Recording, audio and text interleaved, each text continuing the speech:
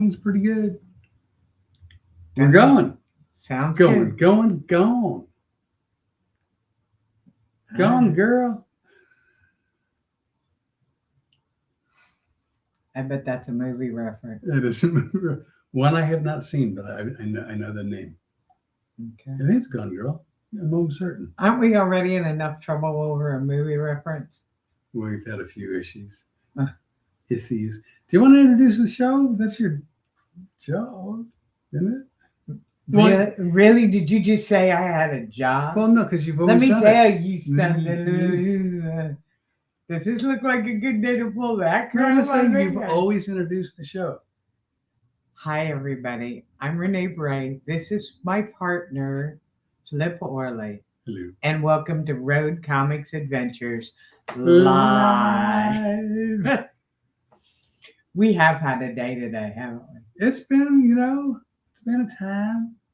Go ahead and tell them. I went from kitchen witch to kitchen bitch.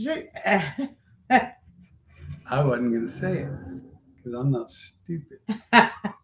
Well, we have video footage to counteract that statement. No, well, I mean, we both were at moments in time throughout the day a bit out of sorts. Yeah, it happens once in a while. Yeah, I mean, it wasn't horrible. We weren't at odds. No, we don't. With each we other. don't fight with each other. No, it's other stuff. You get to listen to me yell at people on the phone. Oh, I've been good today. Renee, For somebody who used to be such a doormat to everybody and was Susie Sunshine always. sister to Susie Sunshine. Alliteration. Things have changed. Well, it's not that you're more assertive, although you are, but you're willing to stand up for yourself and not. I don't candy coat things either. Which is fine. I think it's good. Yeah, solicitors today, beware. Oh. Should I put a graphic up there that would, let people know, give them a warning? Skull and crossbones. Yeah, just something. Something, that wouldn't be bad. But other than that, we've had a great time. You people mind your P's and Q's. And I did get a great present today. Oh, hey, Becky is coming in to 2 more weeks till the book bag giveaways. Oh, wow. So she is in the swing of things. So if you guys, as you know, Book Bag Becky is an old friend of mine. You can help her out with Bags of Hope, I think. I forget her business name, because I hear book Becky all the time. That's the only thing I can remember. Would you confirm the exact name? I think Renee's got Bags it right. of Hope. Do you think I have it right? Because if we can help you get to the end so that every kid in those little towns in Ohio can have a book bag full of school supplies, that would thrill me. I also want to tell everybody that somebody else that we follow, Dion Moore, went to his oncologist today. Today? Yeah. Okay. I haven't seen how it come out, but we've got fingers crossed that Dion's hoping for good news. Uphill. Yeah. Hoping for good news. Yeah. Dion Moore's really a good guy. Real good guy. And a lot of people might not know this. He used to be with the WWE. He was a wrestler. Well, I knew it because you told me. I don't know if they all know. Yeah. Go to our community page, look up Jackie Knight and Dion Moore. They're husband and wife. Jackie had comedy clubs for years. I used to work for her all the time. Dion is her husband. Dion is very funny in and of himself.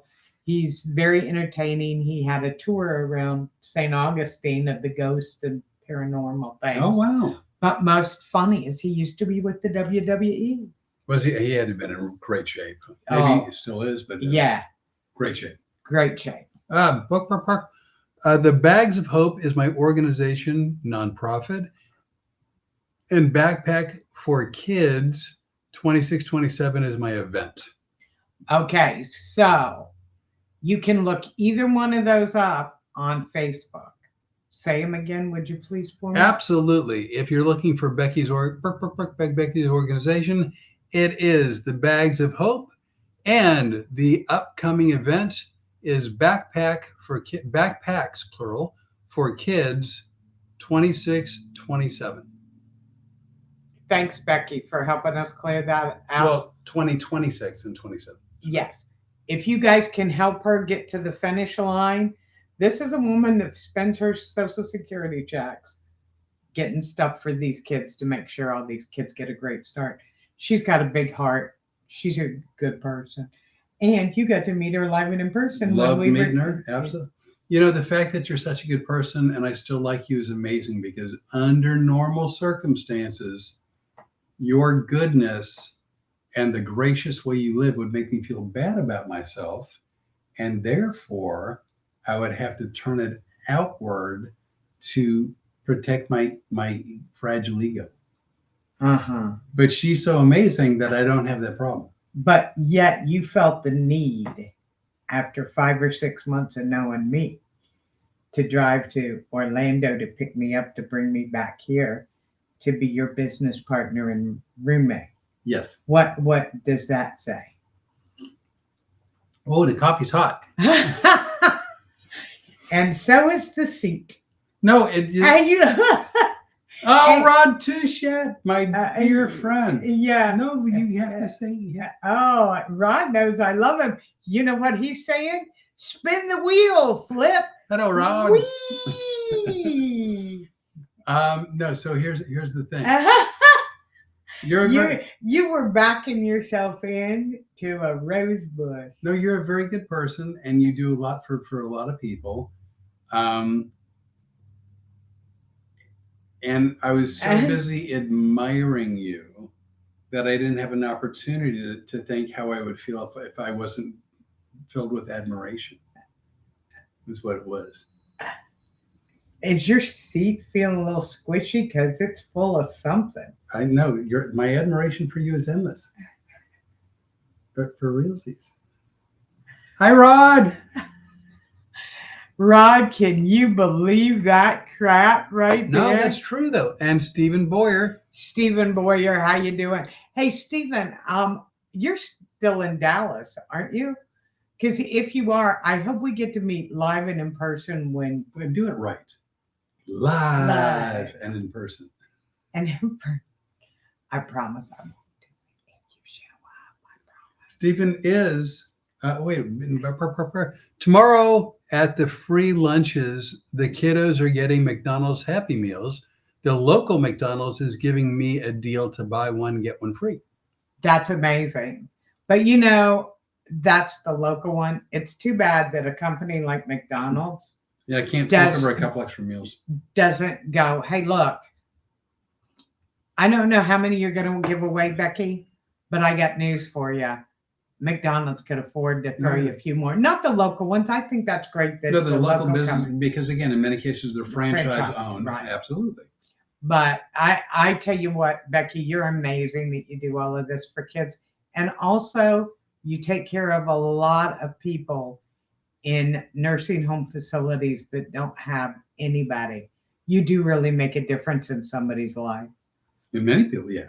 And that means a lot. Stephen Boyer. I'm about 45 minutes outside of Dallas. It is definitely a possibility. I'm sure you know, but if you don't, I don't know why I'm sure you know. That's a silly thing to say. We'll be in Plano at Mic Drop in Plano, August 15, 16. I've got it. Like August 15th. What's 27 minus, I think it's 13, 14. Are we there for 2 days or 3 days? 3 shows, I think, total. I didn't even write it in my calendar. August 14, 15, Friday, Saturday. Mic Drop, I just write it in my calendar. What? How do you know? Then how do you know it's 14, 15? Well, because I know it's not here. Wait a minute. Oh, 21, 22. That's what I thought. I thought it was later than. I did write it in my calendar, as it turns out, and it's August 21, 22. That'd be the Friday and the Saturday. Well, you do all that. I don't you do all of that. Did you talk to the guy from the Mic Drop? But don't. Did you? Did you talk to the guy from the mic drop? See, I'm so filled with Did you? admiration. Yeah. That ship sailed. Rod is laughing so hard right now he can't talk because he's like, "Oh, this is fun." Watching Flip talk himself. Rod, every Tuesday I talk to you on the podcast about getting together. We actually should do a private personal phone call and make plans.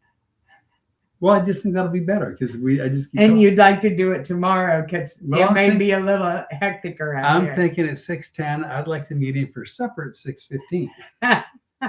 If at all possible.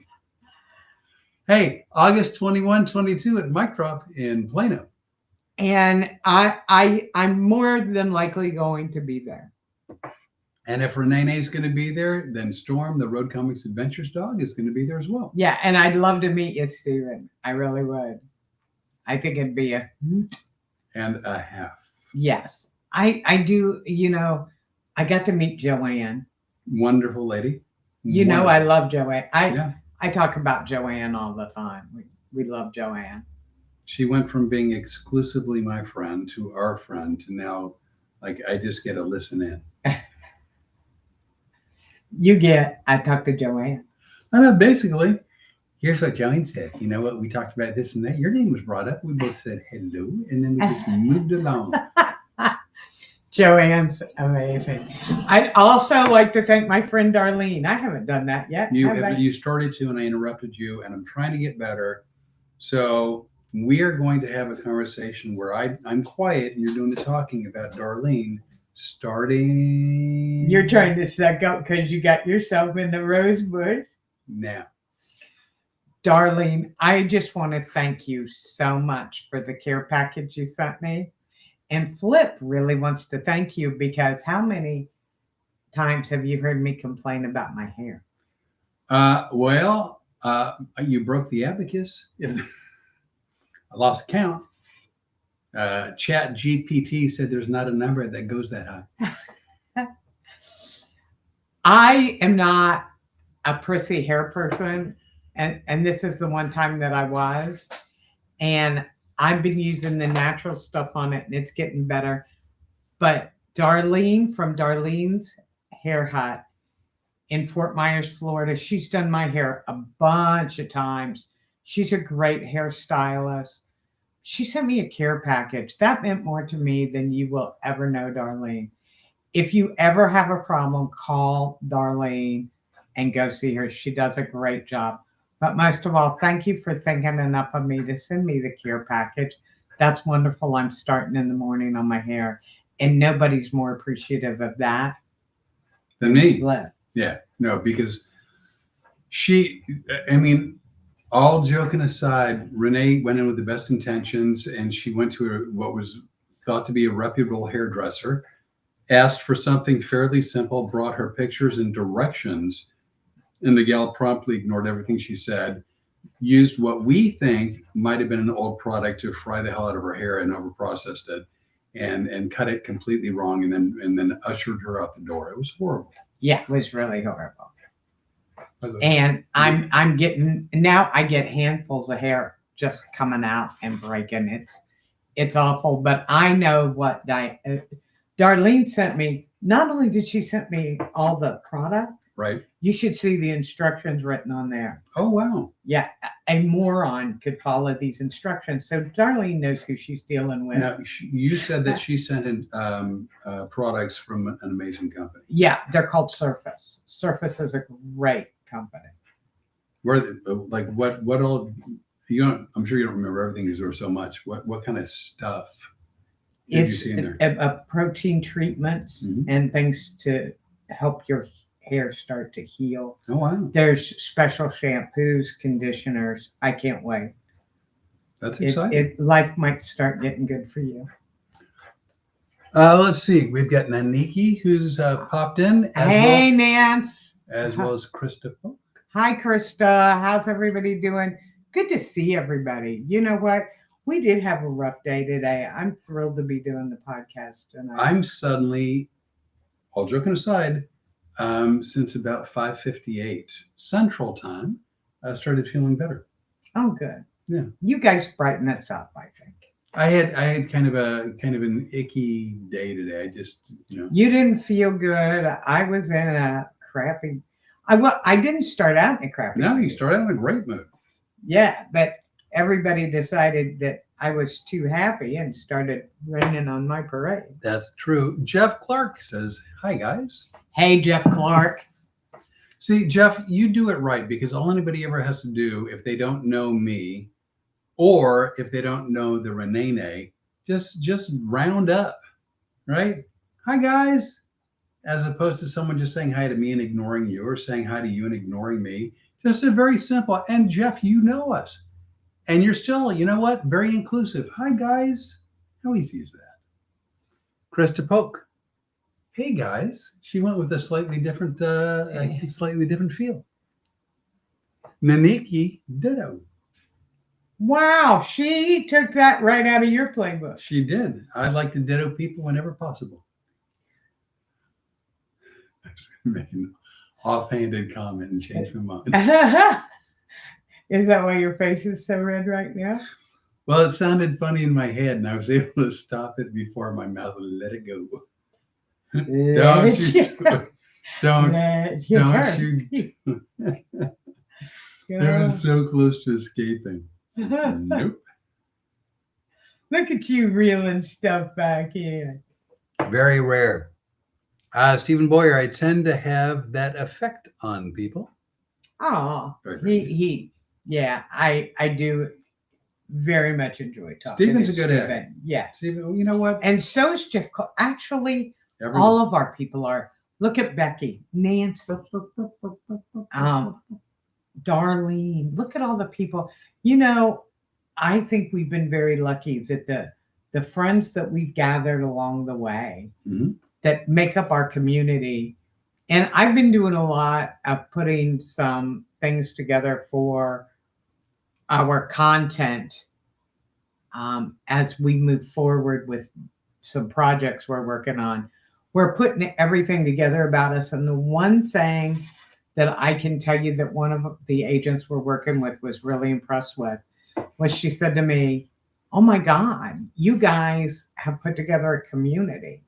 And you guys really are a community. And I'm so glad that we've attracted to our core all the great, good people that we have." See, and unlike other communities, we don't charge an HOA fee. Oh, you don't think so, right? See, no, that was like subscriptions, right? Or selling stuff, or like I equated it to a community. We don't have an HOA fee. Come on, that was a good one. Okay. Well, and here's what he doesn't realize. That was a good one. You want me to use my fingers in a way to tell you what I'm thinking? Nope. I'm just checking. But in all seriousness, we got good people. This lady is helping me put all of our, what do you call it? Package. Yeah, we're coming with the stacked package. We're putting together a package. Basically of who we are and what we are and where we came from. And the one thing that she keeps saying is, "Wow, you built this wonderful community." And I said, yes. And I told her about the podcast, and she went on and watched several of them, which is amazing to me in and of itself. Not that she watched, but she's still talking to us. That's that doesn't happen a lot. But when I told her about the reunion and that you guys wanted to have a reunion, she goes, "That's amazing." And it really is. And I'm thrilled. I mean, like Stephen's a minister. I have 3 or 4 other ministers, which in and of itself is amazing in my group of friends. Right. Anybody that's been out to my shop goes, "Really? Exorcist? Perhaps. Bring in a priest and holy water. We've seen you need that a couple of times." Stephen, I believe, is well, if I include you and Ted, right, then I've got 3 ministers in my corner. I'm not a minister. I'm a wedding officiant. Well, don't quibble. Whatever. Do you talk to people in the name of the state of Florida? Yeah. That's as close as I can. That's it. Hey, who's it? Who's there? Jimmy Leonard. That's who. Hey, Jimmy Leonard. Jimmy Leonard's been to a few shows. See, what's funny is more people out there have seen my show than in this room. Well, that's because, I saw your show for a full week, and then we took a break, and then after the break, we were on a break. Yeah, it was like that's from Friends. I don't know their names, but the Friends people. Jennifer Aniston was the woman. I don't remember who the guy was. Ross and Rachel. Oh, that's it. Yeah. So and then by the time we reconnected, you had stopped doing comedy. Mm-hmm. And then I asked to see your YouTube videos, and you said they don't exist. I didn't post YouTube videos. So that's where I've been left with that. Jimmy Leonard, cello with a CH. Cello. Because that's the way Jimmy rolls. Yeah. Now, if he put it like a little fruit in front, that'd been a limoncello. You know what? That's funny because I was looking at the lemon and lime peels you had left over from your fruit water. Yeah. And I got to do videos tomorrow because I know what we're going to do with those. Okay. Well, I have a camera that's ready to go. I bet you do. So and I'm probably going to post this at some point somewhere, most likely YouTube. YouTube's fun. I'm kidding. But I like water. I know water's good for you. I don't like drinking water. And what web page on YouTube will you be posting? Well, that's going to be Spicing Up with Flip on the Soil to Soul lifestyle. Yeah. So we're gaining more channels of stuff, and so we have Soil to Soul Lifestyle, which is one of our YouTube channels, and it's all about our lifestyle. Yeah. So I've got my cooking videos, Spicing Up and Flip. Renee's got the Kitchen Witch there, which is when she does her witchery. Yeah, actually, it's come down to basically I take a lot of kitchen things and do different stuff with it. Mostly kitchen things, some household things, but mostly kitchen. Right. Things. Like, for example, different air fresheners from the lemon and cinnamon. Right. And bay leaf. That we call the Kitchen Witch.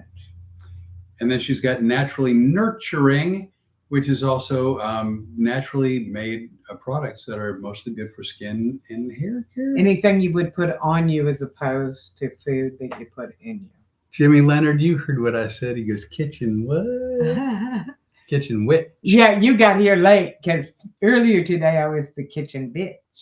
He has seen that side. She wasn't out of hand. She was just a little bit well, as the urologist would say, she was a tad testy.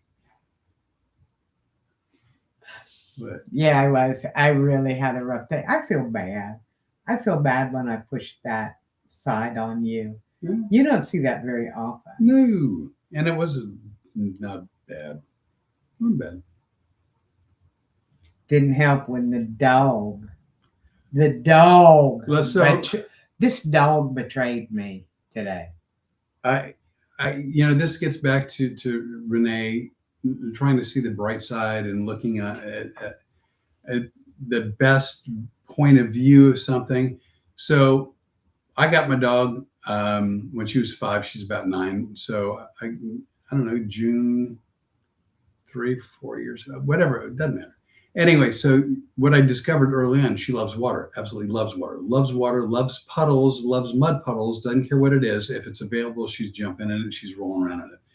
So whenever we have a heavy rain, luckily the house is up pretty high, so we don't get flooded, but there's huge puddles, lakes, you might say, ponds, if nothing else. Let me tell you, if you were looking at a map of the state that has the most lakes, yeah, we could show our backyard and they would think that was the map of that state.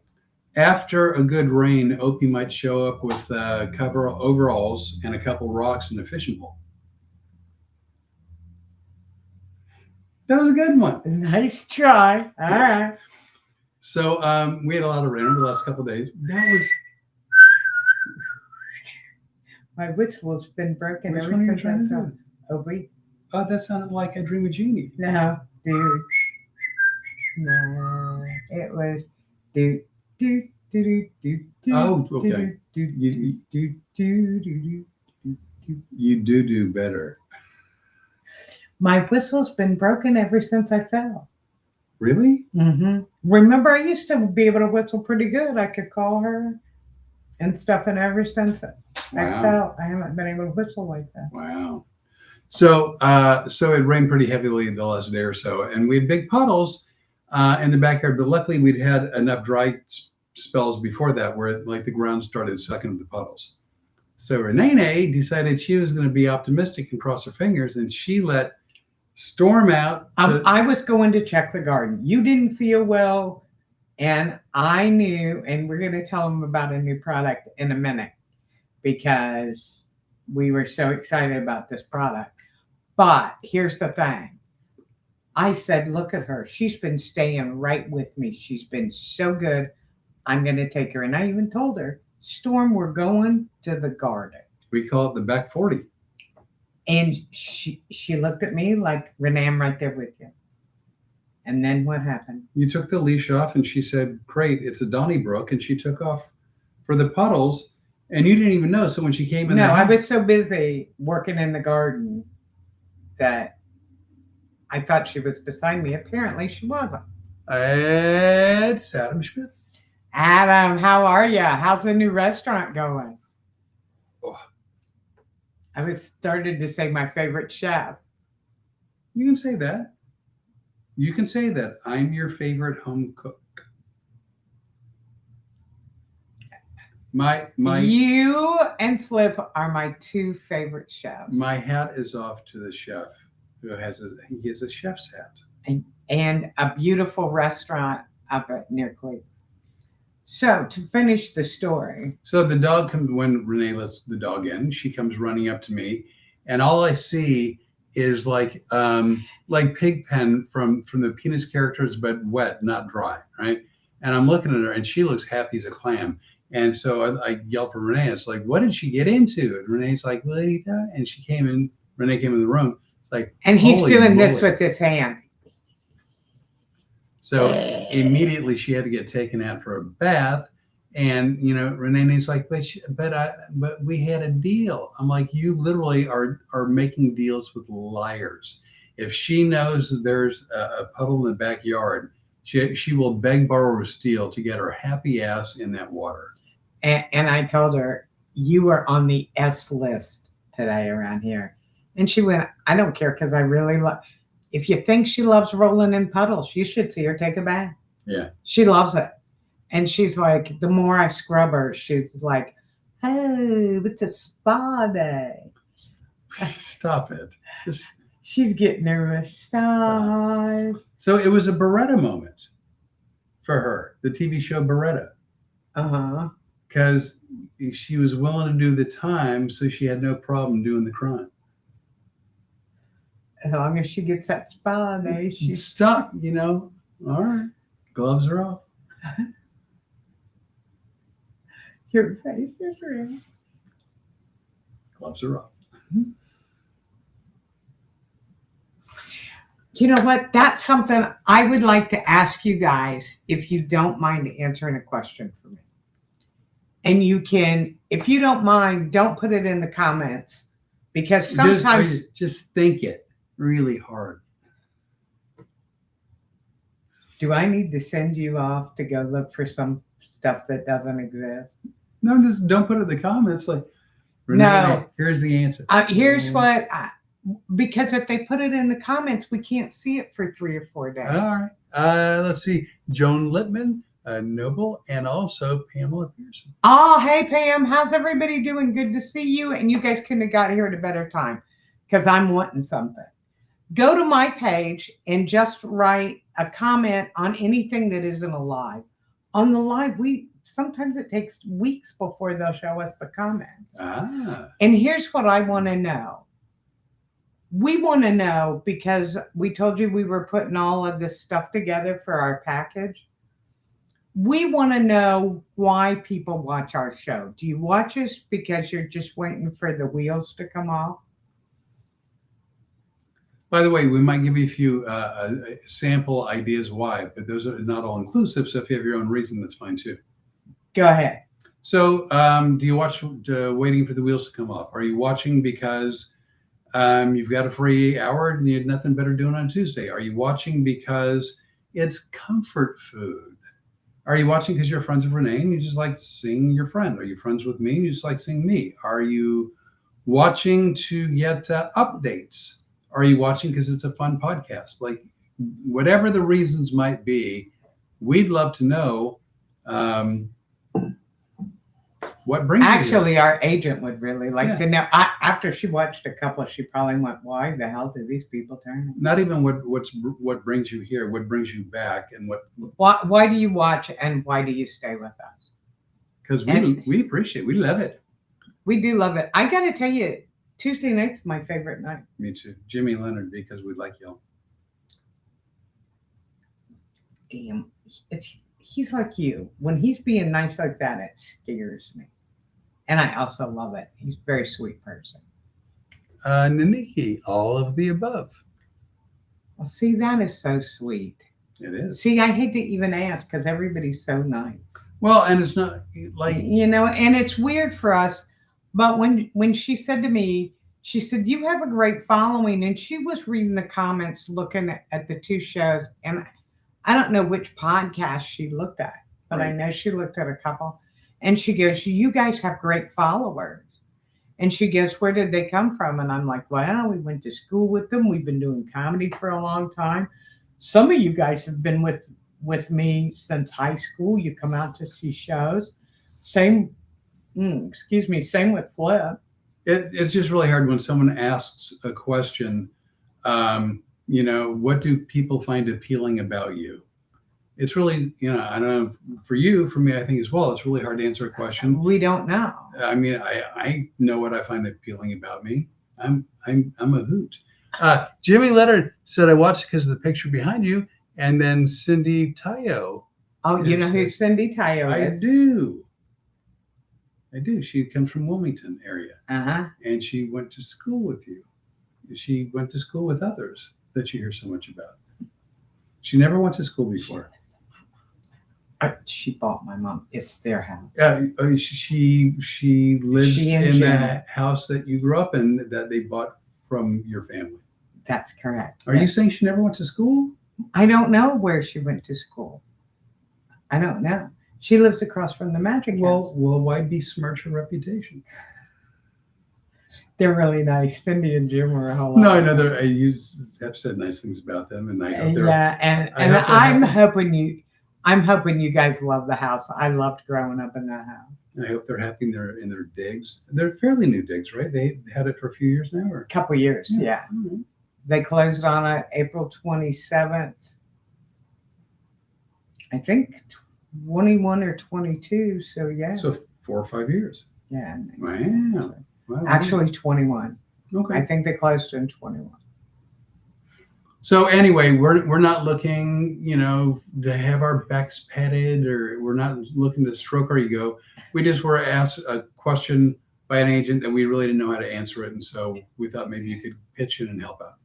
Yeah, and we are so grateful that people follow us.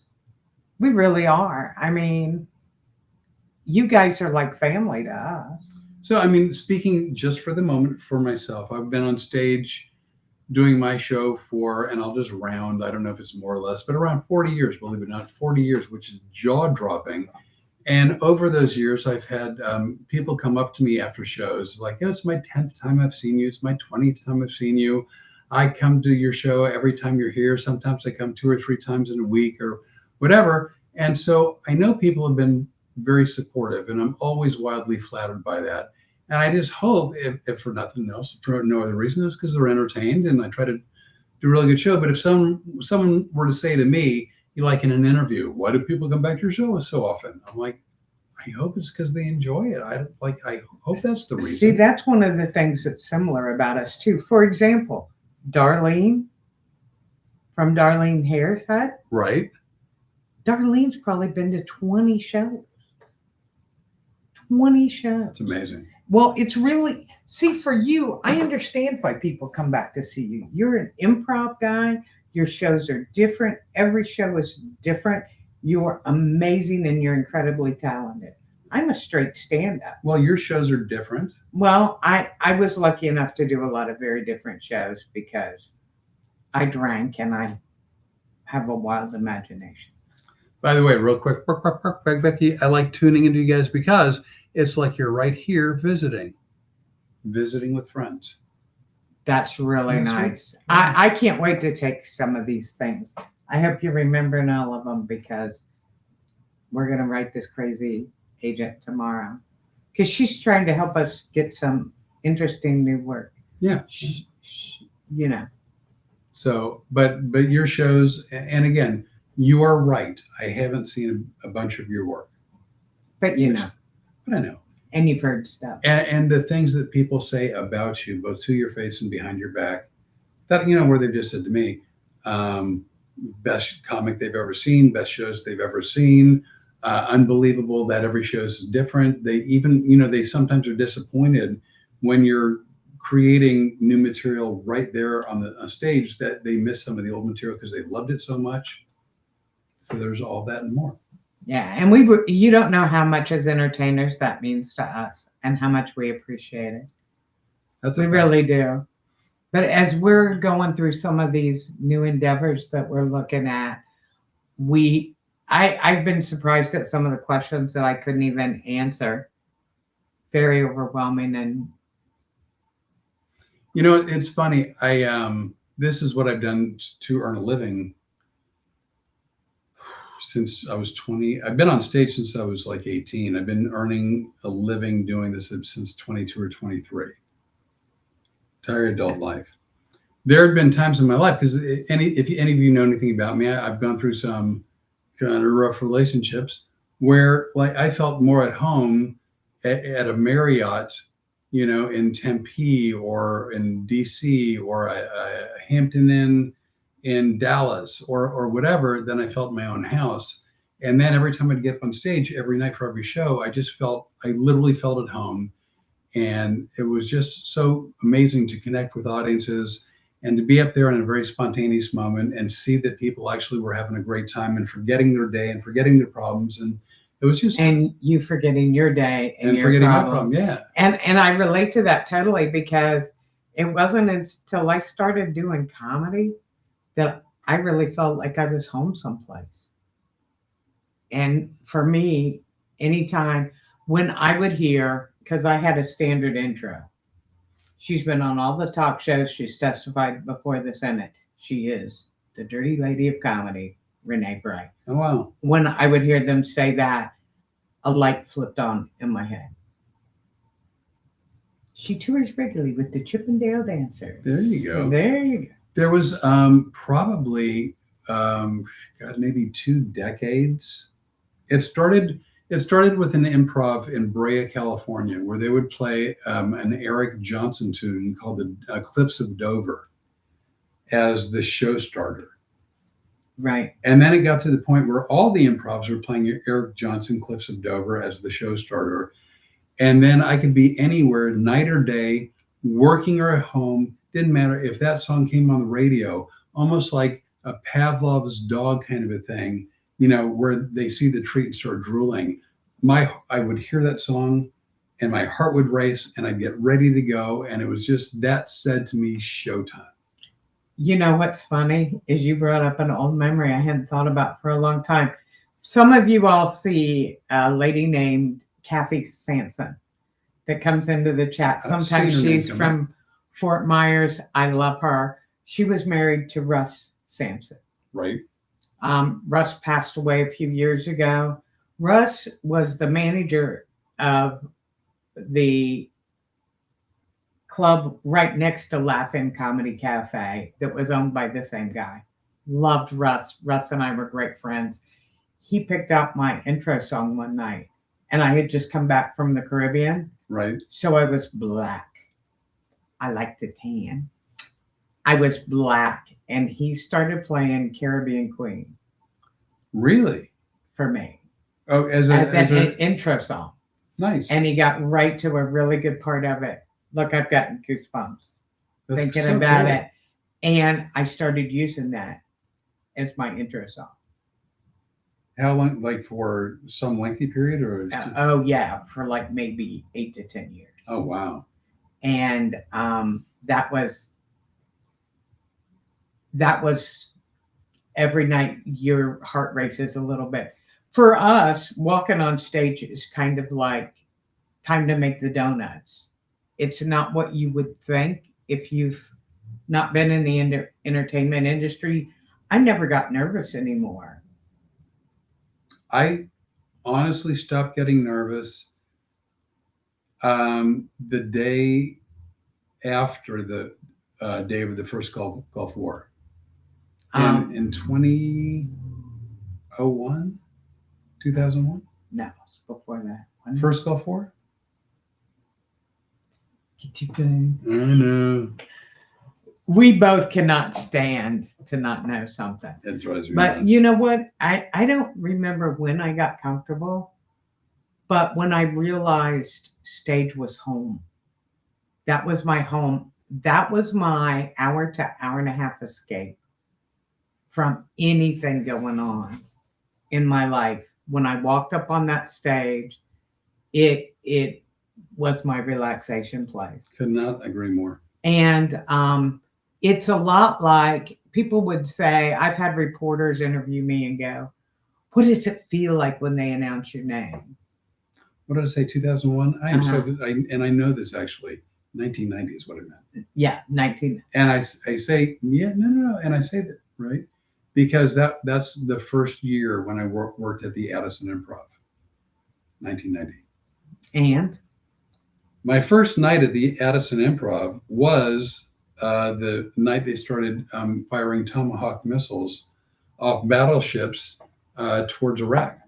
Here's the funny thing. I know where I was during that time period. I remember, vividly where I was. Where were you? Well, I was being pulled off an aircraft in Miami and pulled to the tarmac because they had upped security because of the war.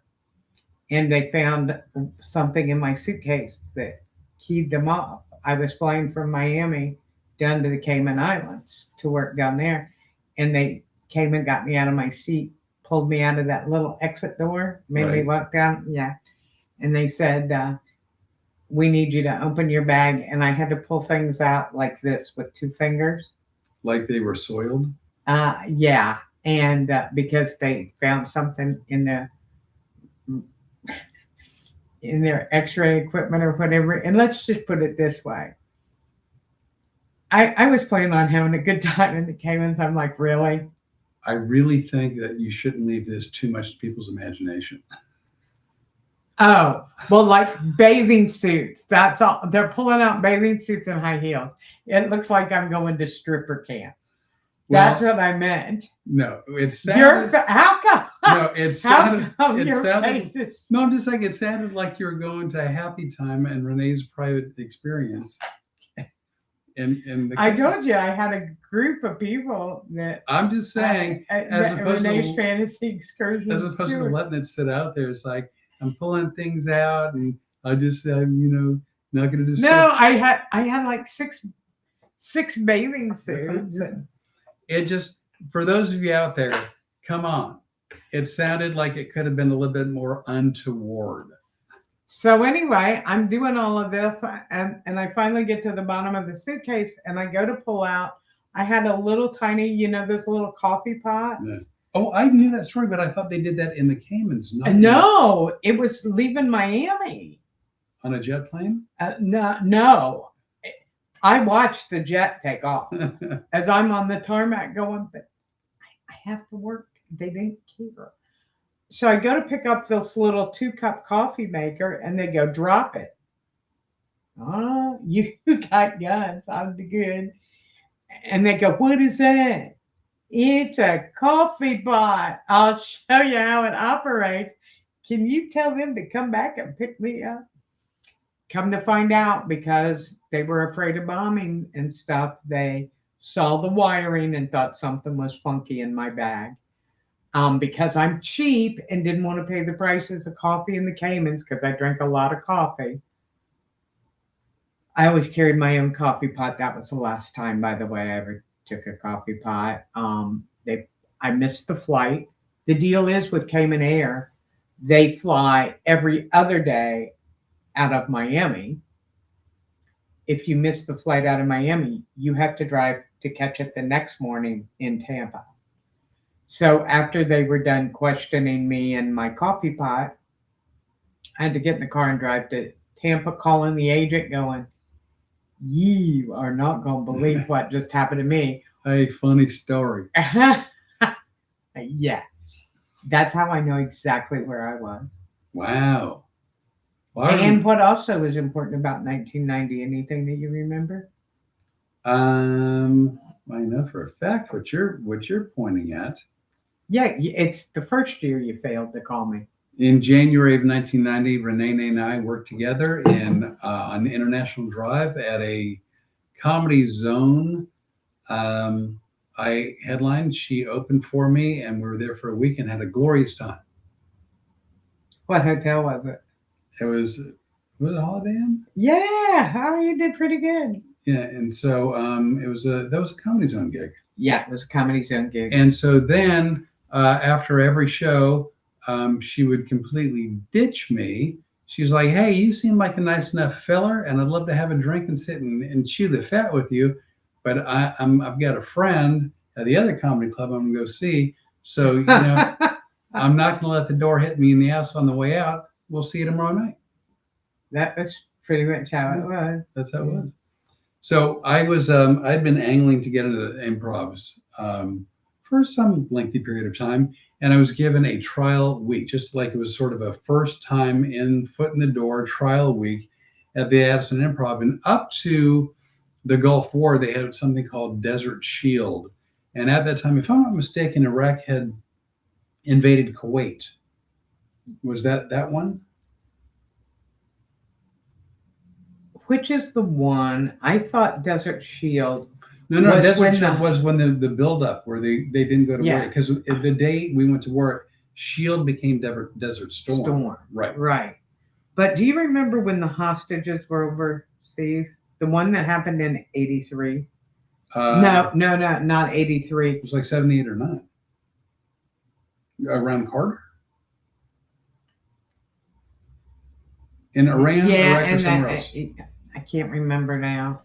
No, I know what happened in 83 that I was thinking of. Grenada. Oh, right. Because I lived next door to the physician's assistant for the Ranger Battalion. Our Grenada was Britain's Falkland Islands. Right. Yeah. Similar things.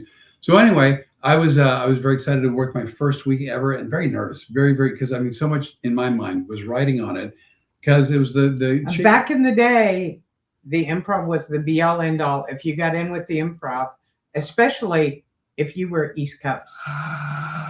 Sarah. Oh, hi Sarah. How are you? I'm so glad to see you. Sarah, look what I got. Well, she can't really see it all that well on your phone. Oh, she will be able to in a minute. Sarah. You're really going to do that? Uh-huh. You know why? Because Sarah loves the wheel. Don't you, Sarah? You know what Sarah says? Wee. We had both agreed that you're not allowed to spin it, I thought. Really? I may have made that up. I think it's you're not allowed to spin it. Well, someone wasn't allowed to. I just can't remember who. You know who is allowed to? Storm? Me and Sarah. Oh, yeah, Sarah. I would share. Hi, Sarah.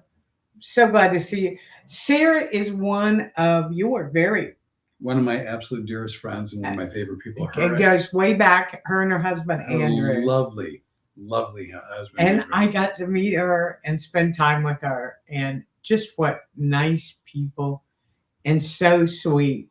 You know, it's interesting because some people in my circle have welcomed you with open arms. Wildly embracing. Yep. And other people have been like, eh.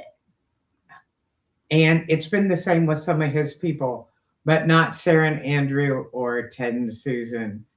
That's the trip that I went on that I originally wasn't supposed to go to. Yeah, she was. We went to Florida together. Then I had a dip up to Virginia, and Renee was going to stay in Orlando to visit with her son and do some business and take care of some things.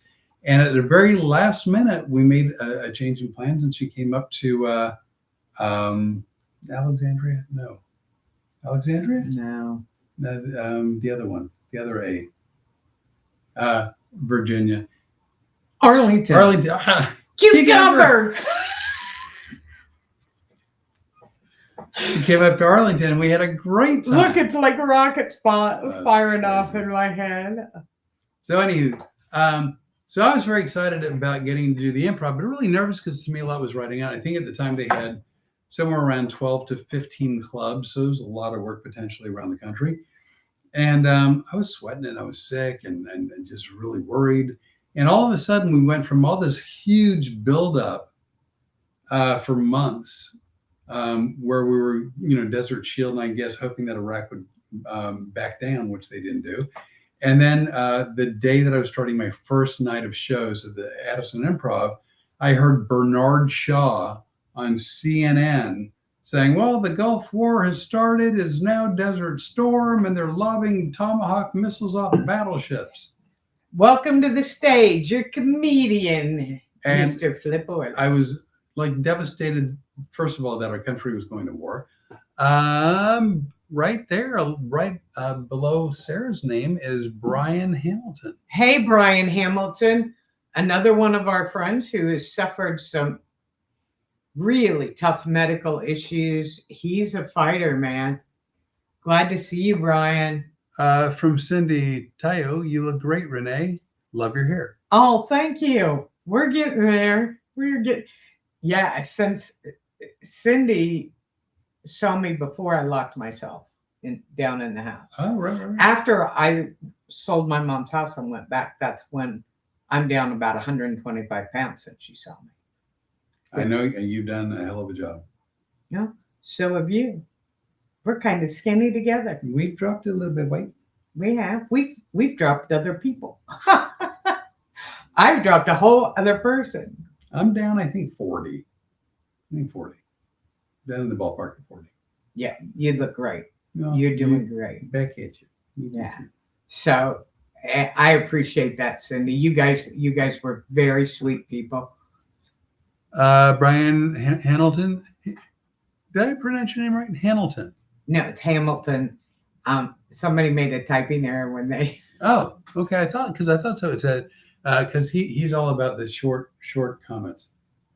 Sup man with you. But it's and James Klein. Oh, James Klein. We got a bone to pick with James Klein. Man, how many times have I said that in the past this week? Why? How many? I'm fixing to say it for the first time. Man, we got a bone to pick with James Klein. Oh my God, Flip. Remember my friend from Denver who's always on the bike? The guy who I graduated with? Doggone. He's in great shape. Name it. I go, oh my God, he's had a heart attack. And I go, that's horrible. I don't have his number. I don't know how to get in touch with him. Oh, I don't know what to do. And I go, all I could do was post on his Facebook page. Then I start reading after I post, and we walked around the house going, wondering what we can do. She pulled up a picture of this man who is in amazing shape. And I think he's in amazing shape for a 30-year-old. I know how old he is because I know how old I am. Let's just put it this way. We're 69. Brian is weighing in at about 210. Oh, wow. He's down some pounds too. Good for you, Brian. Good for you. We yeah. hope you're getting healthier. Yeah. Back on your feet. But so Renee was actually distraught because I think the comment was he had triple bypass heart surgery. He had triple bypass surgery. This is James Klein. James Klein. And she's like, look at him. And would you expect that from him? He's in great shape. And he just rode this amazing, like 150-mile bike I think it was race. 120-mile back. Yeah, sorry. Yeah. And then so she was like, tearful, like, oh, my poor friend. And then a little bit later, she's like, I think he was a joke. I think he was making a joke about he had to have a triple bypass because he completed it. I'd really appreciate you saying, Jimmy Klein, what if you're really okay? Because I was worried about you. No, not a little bit, a lot of it. Oh, I never said it was a surgery. Well, how do you have bypass going around stuff? I don't know. I'm not sure. A triple bypass. If it's heart surgery. He didn't say heart surgery, and he didn't say heart. Remember, you said, "What is it? What does it say? Let's read it to me exactly." And that's it. So wait, if you did bypasses, did you cheat? Did he not follow the course? No, of course he did. We're from Wilmington. No, but if it's not surgery, but he's bypassed something. He's a Buckeye. He's an Ohio State Buckeye. OH. I know. If he bypassed something on the race, then he probably went off the course. I'm trying to apply all the possibilities. I'm thrilled you did not have to have James Klein. I'm excellent. Good. I'm so happy. It was 3 mountain passes. Oh, aren't you the clever one? That's very funny. You're talking to people that are below sea level. We didn't get it. No, and you know what? The comics of all the people that should go, oh, that's some funny stuff right there. We went. I immediately went to. Where do I send the flowers? Where can we get a hold of him? What does he need? You know. If nothing else, you know, she cares about you, so that you got that going. He's one of the. You know, I was a quiet kid in high school. I really was. I've heard rumors. Yeah, and there were some people that just kind of step over you when you're the quiet one. Jim was always nice. Jim Klein was always a nice guy. We had a lot of good people in our school. We really did. And Jim was one of them. That's why I would have hated it. Now, I'd probably knock him off his bike because he scared the crap out of me. Well, you know what? He technically was accurate, although I think intentionally misleading. Well, here's the other thing, Jim, that I kind of relate to. Do you remember a couple of weeks ago when I face planted in the back patio? And I said to Flip, film it. I go, this is going to be funny.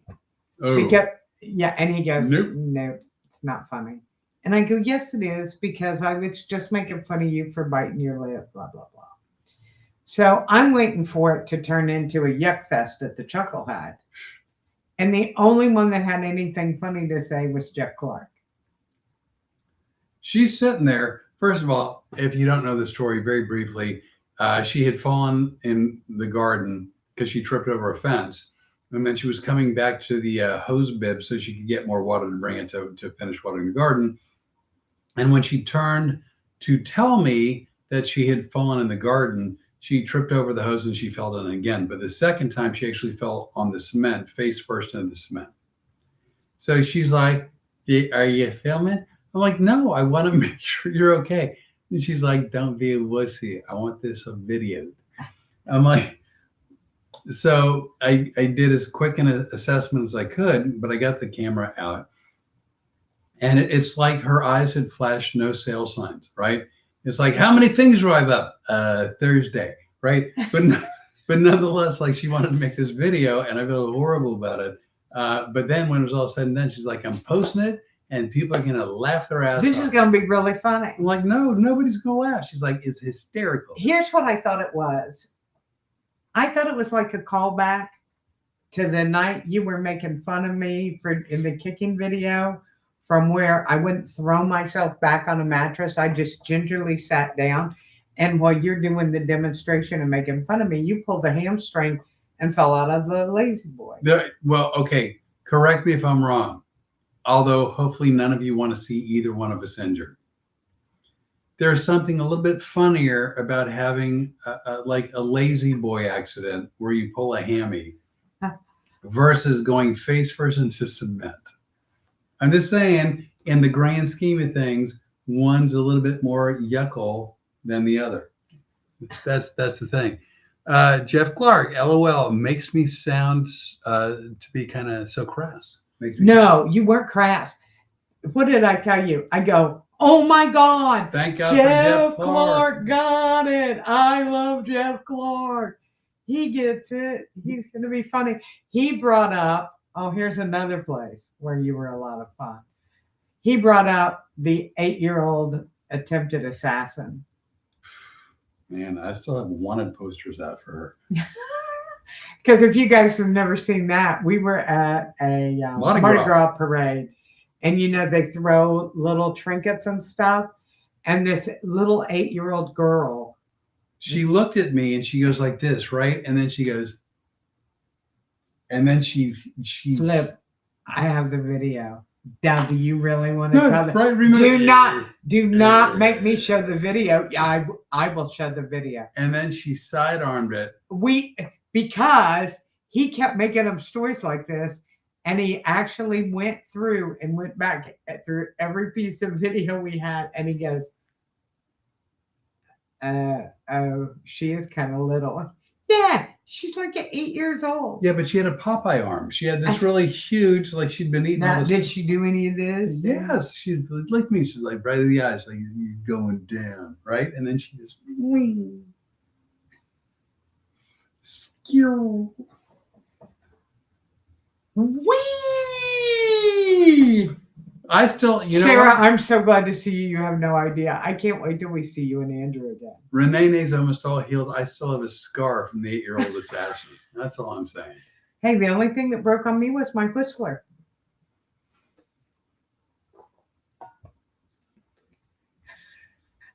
What?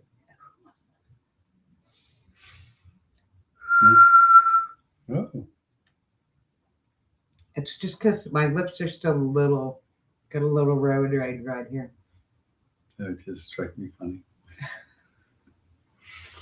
So to complete my story. So soon? So I was heartbroken because I was horrified that our country was going to war.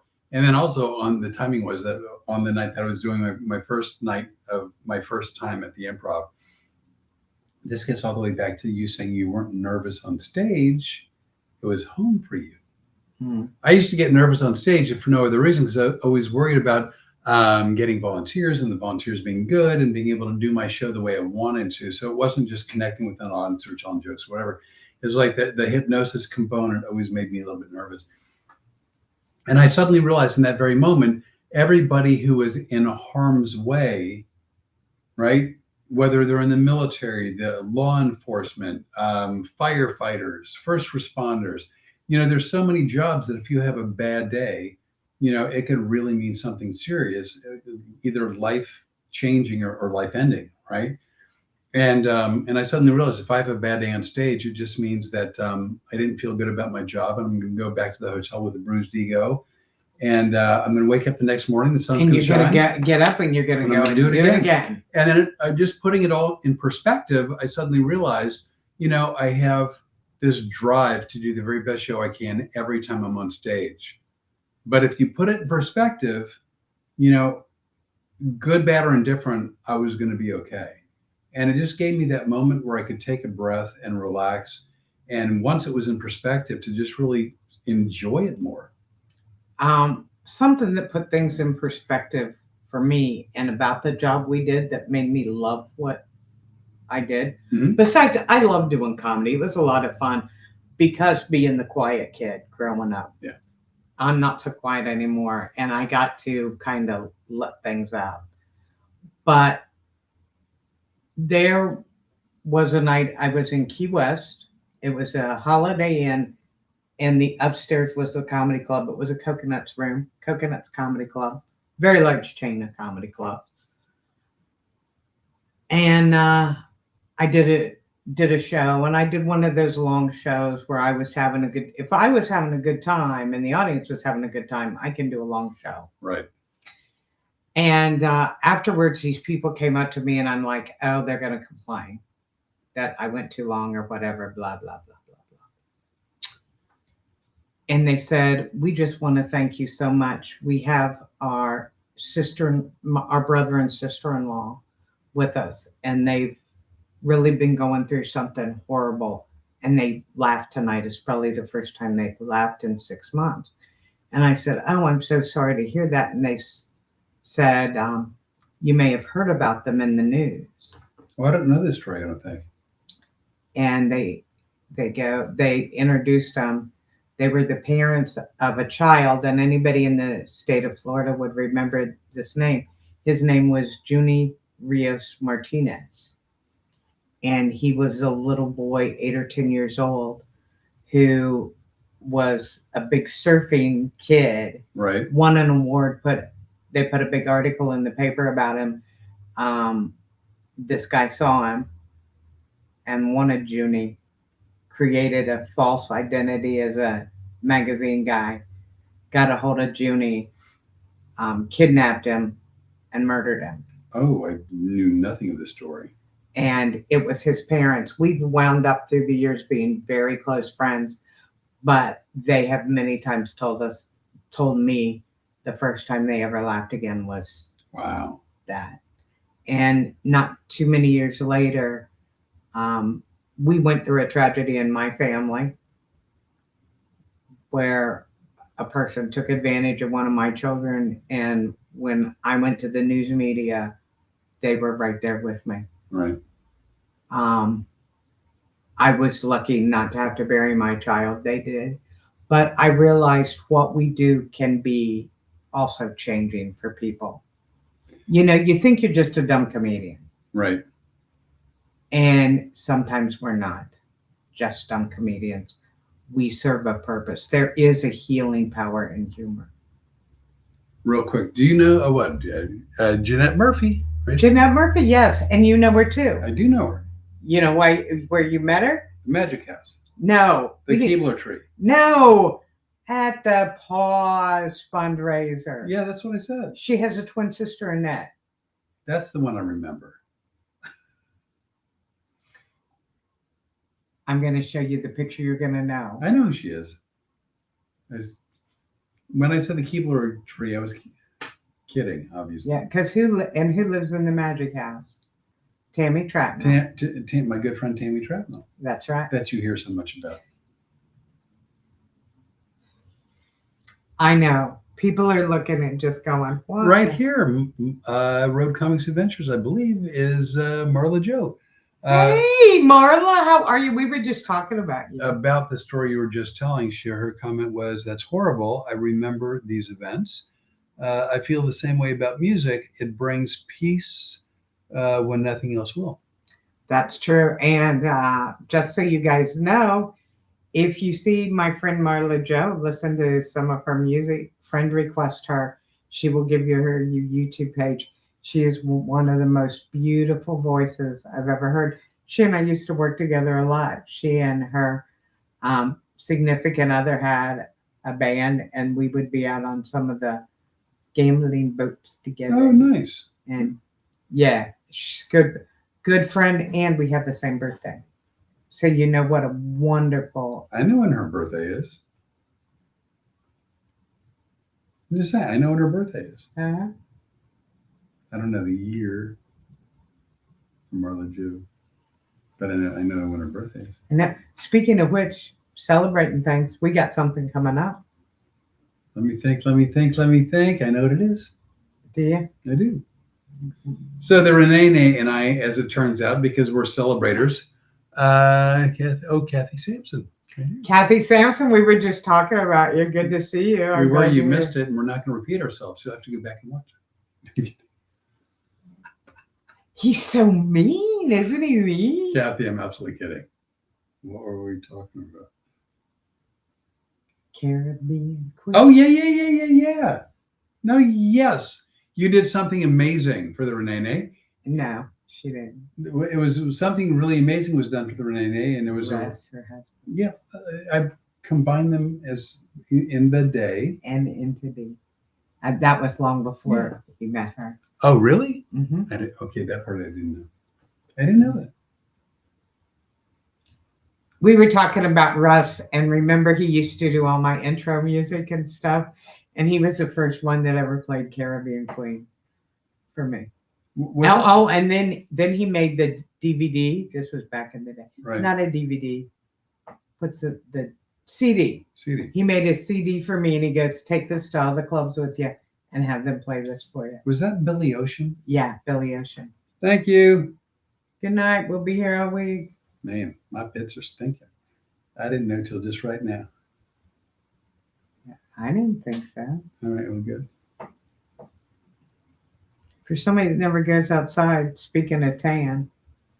I haven't. I was working on my tan, I guess, in May, but since June, this is just sticking with me. One of us is working out in the garden and not getting any sun.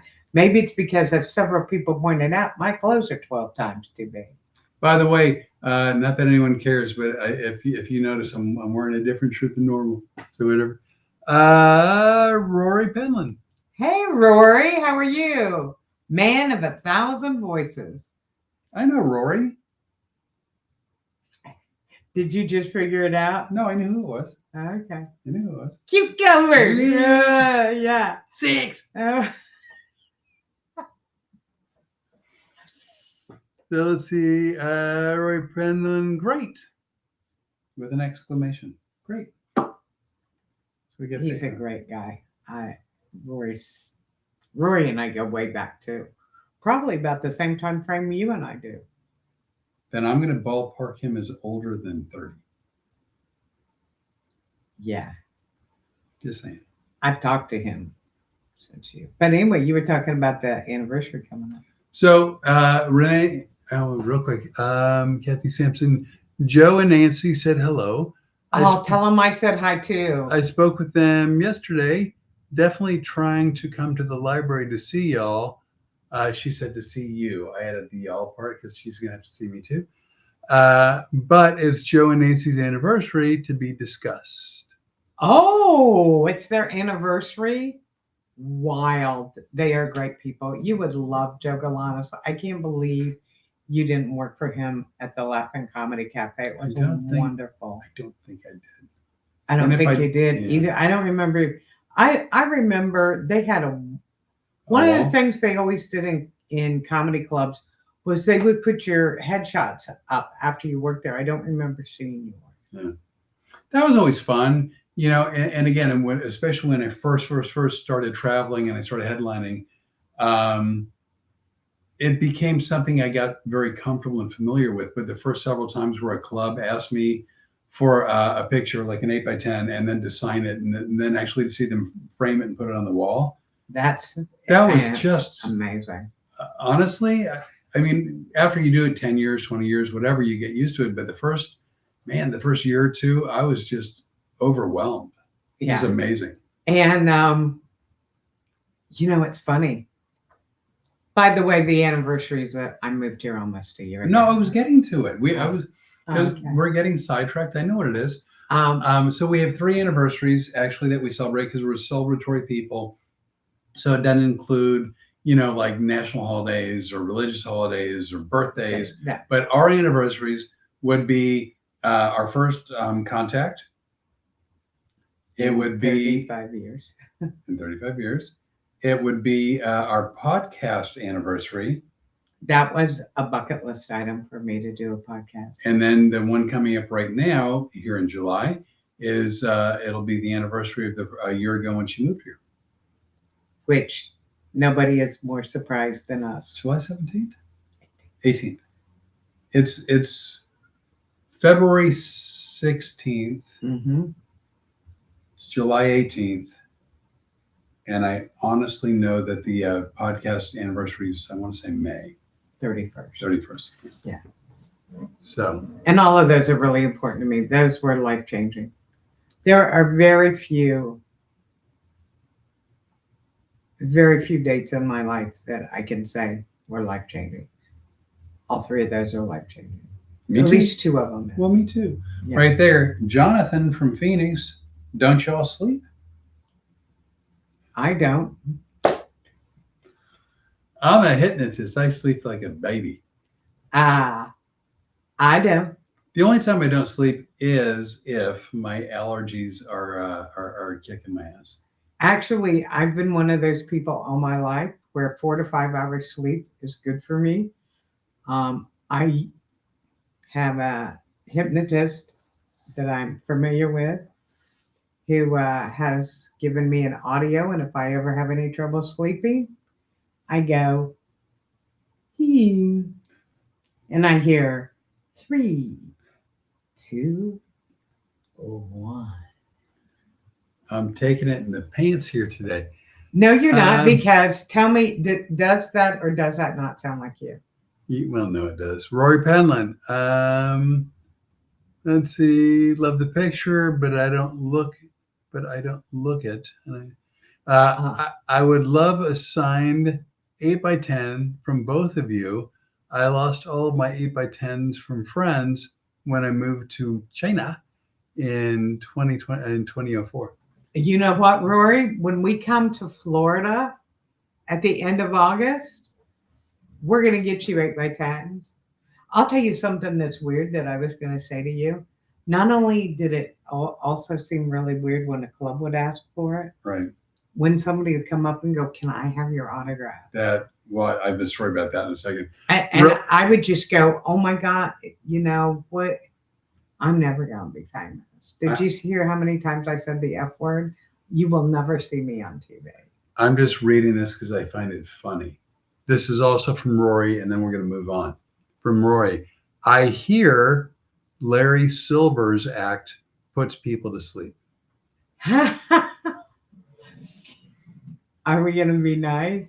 I don't think it puts people to sleep because it's kind of the best of album of anybody Larry Silver's ever heard. I don't know what it means. I'm just reading things off the screen. Yeah, you want me to be ugly?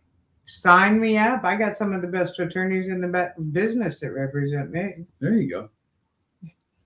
That's a good point right there. Yeah, see, a lot of people are funny because they'll go, "You shouldn't say anything." Are you kidding me? I've been playing in the legal field since 1996. Is it really that's the year? Mm-hmm. Yeah, that's when it all started. Yeah.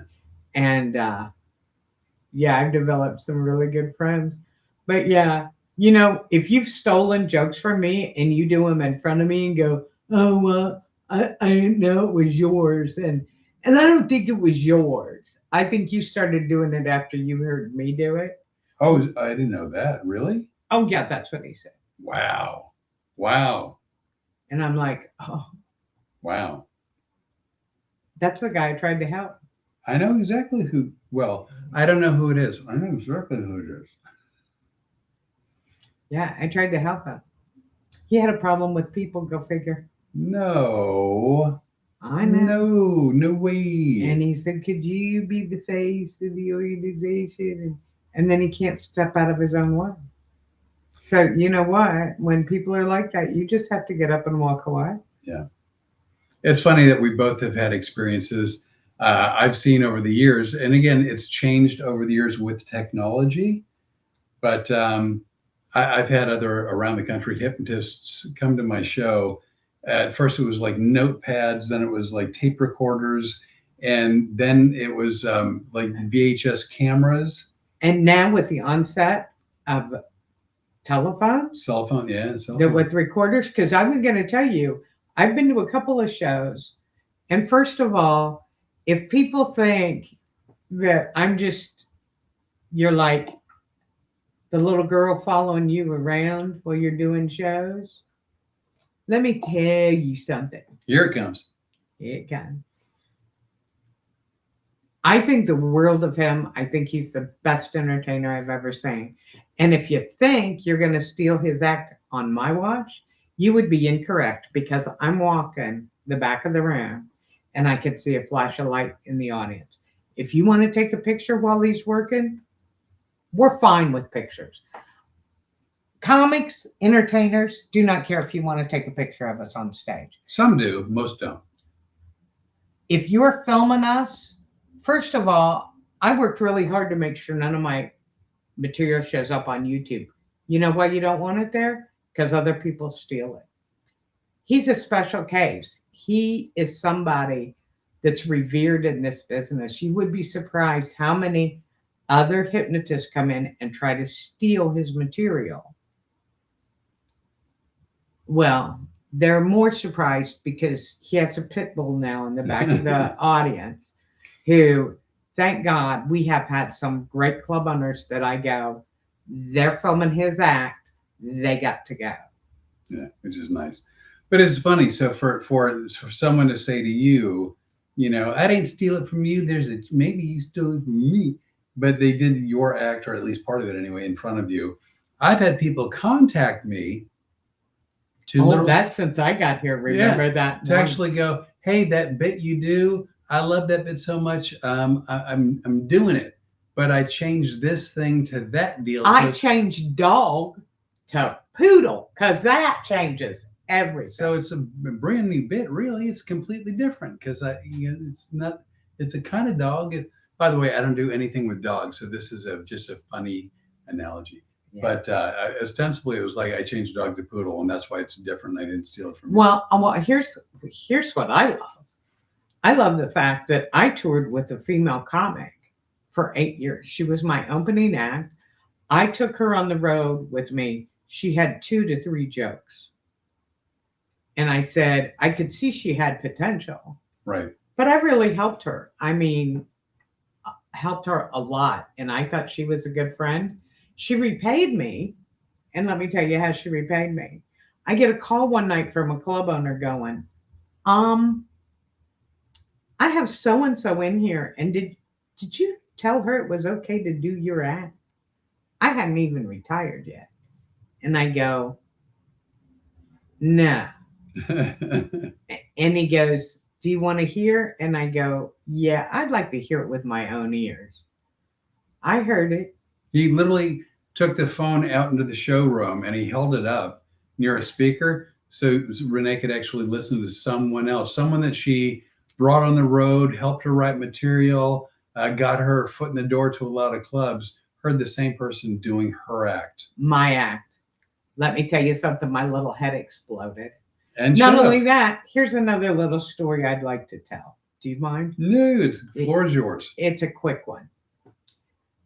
I had somebody who wasn't really a close friend, but somebody I'd known a very long time, who had been to one of my shows and who actually had a tape of the show. Right. For a very good reason. And apparently listened to it over and over again for, again, a very good reason. Right. Then had the nerve to call me and go, hey, I just did an audition for a TV show. And guess what? I took on your character that you did in the audition. I took on that character and did your act. And I think I got the part. And they wonder why I don't talk to them anymore. It's a shocker. By the way, Jonathan had a very nice thing to say, which is all caps. No one's like him. I assume he means me.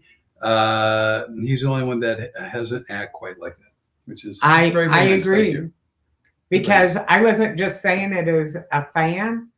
I come from a background of actually working for one of the largest booking agencies in the country at the time. And my job was to go out and look for new talent.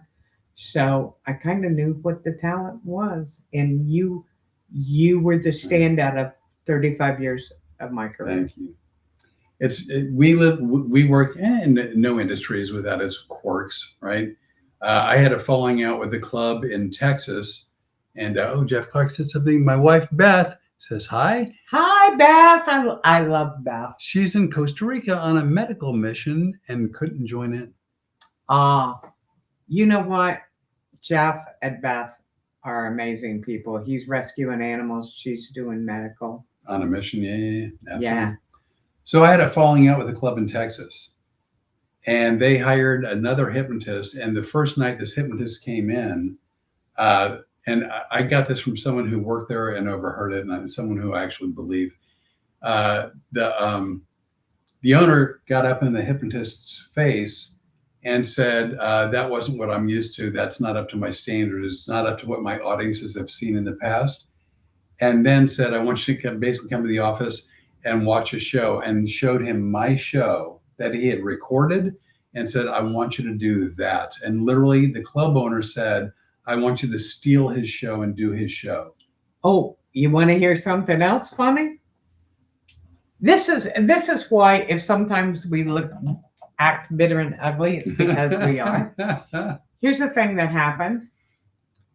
There was a guy who was a mediocre comedian at best. Okay. Basically, he owned a couple of clubs or booked a few rooms, but he acted like he owned them. Right. And he would go up and MC, and he was well known for stealing other people's material just to do MC work.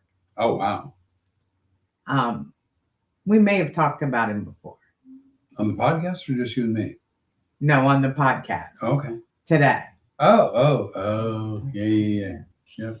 Now, he books his own clubs, so comics, we were told, this is back in the day, send me a DVD of your show. If they hadn't heard of you or didn't have a recommendation, you would send a DVD of your show. So apparently a hypnotist, and I don't know which one, could have been you, could have been anybody, sent him this DVD, and he goes, oh my God, I love this. This would be great for corporate events. And he went to hypnosis school. And somebody said, where do you get your material? And he goes, get material. He goes, the guy gave me the act right there. I can just do his act. Oh, wow. Because it's not like I'm going to have him in to do it. Even more wow. Uh-huh. Wow. By the way, the name of what we do is Road Comics Adventures. So although we talk about a lot of things, from our community page and friends we have, to our gardening, whatever, like road stories, sometimes they're really funny and they're fun, and some of the experiences we've had. Some of them we're not allowed to tell. Some we're not, lots of them not allowed to tell. But every once in a while, like you could look at it like it's venting, but to us, it's just really interesting, sort of behind the scenes comedy, comedy happenings. Yeah, we like to give you, and Rory can tell you, we're not making stuff up. Rory's been in the business. Not making it up, not exaggerating. Yeah, we've been in the business 1,000 years. So, again, this is did I just get it? No, you're good. I know, but you knocked me. Did I clip you? Almost got my finger. My bad. That's okay. I feel like I'm in a bad hockey game or something. Well, you haven't been checked into the boards. Would you like to hear a gardening story? Hey, we're going to change. Segue. We're going to change things up a bit. Segue. How about something interesting from the garden? I have dressed our tomatoes and peppers up in pants. Would you like to hear more? No, they're like, go back to the good crap. So I'll play along. Renee, why? No, you can't play along because you're on video smashing the crap out of the culprits. Oh, that's right. We put that video up, didn't we? Uh-huh. If you guys haven't seen the Hornworm video, Rust in Pieces, you've got to go to Soil to Soul Lifestyles and look, and it'll say Rust in Pieces. That's the only call that can come through. Every other call is blocked. I know. You know what I think is funny? Because that's his kid. Why is it Ixnay on the id kid? Here's what's funny. The only time anybody ever calls me or ever called me on Friday and Saturday nights between like 7 and midnight were my kids. And I'm like, you do know what I'm doing, right? Oh my gosh. Is it an emergency? Of course not. Oh, okay. But anyway, you saw these hornworms that are terrible. And they literally destroyed one of our raised beds. I'd never seen anything like this before. I mean, I've heard the name, but I've never looked them up, never had a reason to look them up, didn't really know what they were. But honestly, the raised bed, I was almost in tears. Our garden was disappearing in front of our eyes. It was bizarre. The broccoli, the leaves looked like little pieces of lace. Our tomatoes, all of them had wormholes. They're disgusting. They were eating all the leaves off the tomatoes. It was totally horrible. I just got good news. Yeah. From the email? From the email? Yeah. Okay. Yeah. So these things, and I didn't know. All I knew was the garden's disappearing in front of our eyes. Yeah, and we're like, all of this work and everything we've done, and we're throwing over half of the vegetables away. So I get on my trusty internet and start AIing pictures of these are the leaves. This is what the tomatoes look like, and they go hornworms. Get this kind of spray, Captain Jack's Bug Alert or whatever. Right. We sprayed it, and it helped for a couple of days, but then we started getting the rain. And it washes it all off and dilutes everything. Dimaceous earth doesn't work, which is our go-to to get rid of stuff. So then we found reusable mesh bags. They call them fruit protection bags. I call them vegetable condoms. So do I. But we're going with the gentler. Yeah, we put pepper pants on our peppers. Yes. They're these little mesh bags that you pull drawstrings on.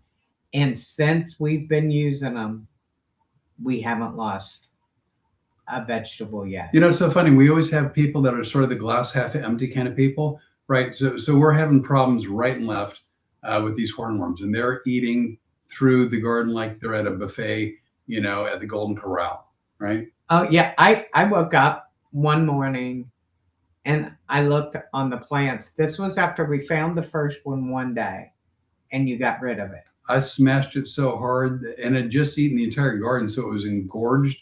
That little feller went everywhere, including in my mouth. There was hornworm shrapnel everywhere. The next morning, you slept late that morning because I was up, and no sooner does he get up than I walk in the house and I go, you got to get rid of this. There's another one. And I've never seen you so irritated. Really annoyed. It was, we've worked hard on that garden. So we tell people, some anyway, that we got these pants for our peppers, and they're these mesh bags, and they come in different sizes, like 4x6 and 6x8 and 8x10. So depending on what you want to cover. Because we also have watermelon, and we got cantaloupe. And the really cool thing is they come in like, we bought them for like the 100 to a pack, maybe? We got 70. We got 70, but they're also reusable. First comment when I was talking to a friend, and I go, we got these things for hornworms. They go, well, you know what? Squirrels can eat right through that. Yeah, we don't have a squirrel problem. Well, you just spent money on something where a squirrel can, if they want that, they're going to get it. I'm like, all right. Well, you haven't seen the video from where the dog took care of the squirrel that might have gotten close. We were going to post that video, and then we realized, much like Renee falling in cement, maybe there was no way to make that video easy to watch. And so we decided to Because here's what's funny about this. Storm did not destroy it. I think she was going to make an outside baby like her toy. yeah. We're drinking coffee one morning, chatting, and all of a sudden here comes Storm, and she drops the squirrel right at our feet, pretty much. All right. And Flip looks at it and goes, I don't. She's 9. And I mean, she chases squirrels every day, but and she catches one about every 2 years. Like she's really they're faster than her. They know the yard better than she does. We don't know though whether she chased this one or did it just have a stroke because the neighbor put Irish Spring out. We don't know. But we didn't see her, didn't hear her. She drops it there, and I'm like, "There's a dead squirrel over there. What are you gonna?" Because I'm always supportive. I go, "What are you gonna do about the dead squirrel?" So here's what I wanted to do. This is such a long story, but it's our podcast, so whatever, buckle up. We have wonderful neighbors. Could not be nicer people. Their house is right next door to ours. There's a 4-foot tall chain link fence that separates the 2 properties. For whatever reason, and they have been so good to me since I moved. They're lovely. Really nice people. They have a nice pear tree on their property. We've got a pear tree on our property. There are 2 different varieties of pears, and their pears, like they're older than us. They're an older couple. They look at us, and when we said we were going to start gardening, they looked at us kind of like, "Oh, isn't that cute?" Like we're kids. Don't their pears grow fast? Yeah, there's or ripen mature. Before ours do. Right. So one day, the husband was out in the yard, and Renee's talking to him, and he's complaining, reasonably so, that and it's a pretty bumper crop for pears this year. That the squirrels get up in the tree, they take like a bite out of a pear, and then they just throw it down. So the grass is like littered with pears, and little by little, they've got no pears left for themselves and the rest of their family. So Renee goes to him, she goes, I know it seems a bit weird, but it's a well-known fact that squirrels don't like the soap called Irish Spring. And he's like, wait, what? And she goes, yeah. So if you just go ahead and put some Irish Spring around your pear tree, the squirrel's going to stay away. And he walked into his house shaking his head. And then the next day he called me up and goes, what kind of soap was that again? Go because they're just looking at us like he's come out too. Like we're idiots. Because we didn't till the ground. He scraped the top layer with the grass off. The grass off. I went behind him. I dig the hole. We grew everything from seed. We bought 6 tomato plants. That was it. That was it. And everything's by seed. And he'll just go, you dug a hole, and you put the plant in the hole, and then you put coffee grounds and eggshells in it, and he'll go, and then it grew, yeah, it's called nature. And he goes, and you dug a hole, yeah.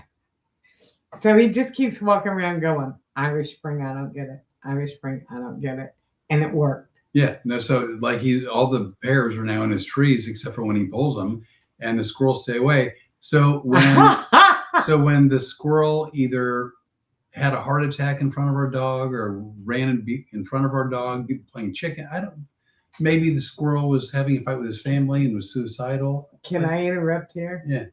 Here's my question. If you guys had a dead squirrel in your yard, what would you do? Think of that answer, and then let me go to my partner. Flip. So what do you think we should do with this squirrel? What I wanted to do, and the logistics didn't work out. So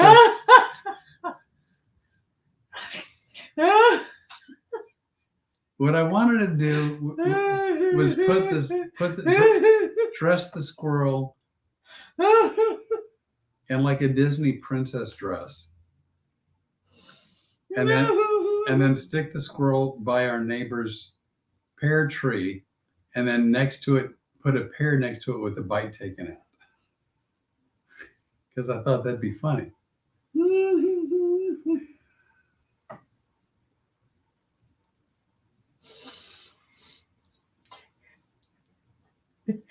First of all, we had a hard time figuring out where we were going to get a princess dress. Yeah. You know what's funny? You know when we went to Dollar General to get the buckets today? Right. You know what I did? Remember when I was looking in the aisle? I was looking at dog clothes. They actually really? have, yeah.